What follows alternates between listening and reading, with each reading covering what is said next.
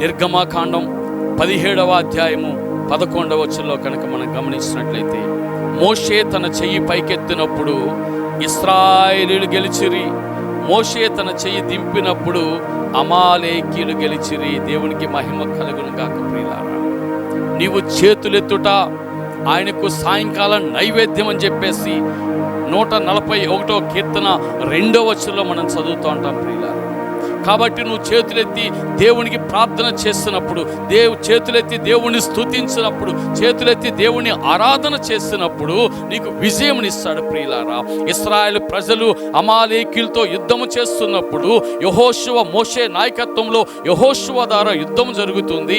అయితే ఎప్పుడైతే నాయకుడైనటువంటి మోషే చేతులు ఎత్తుతున్నాడో అప్పుడు ఇశ్రాయేలు గెలుస్తున్నారు. ఆయన చేతులు దింపినప్పుడు అమాలేకీయులు గెలుస్తున్నారు. ప్రియులారా, కాబట్టి గమనించు, నువ్వు చేతులెత్తి ప్రార్థించడం నేర్చుకో.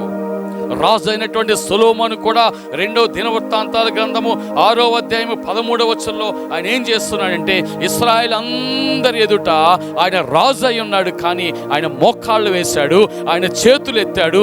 దేవుని మందిరము ముందు ఆయన నిలబడి ఆయన మోకరించి చేతులెత్తి దేవునికి ప్రార్థన చేస్తున్నాడు. ప్రియులారా, కాబట్టి చేతులు ఎత్తి దేవుని స్తుతించడంలోనికి విజయం ఉంది.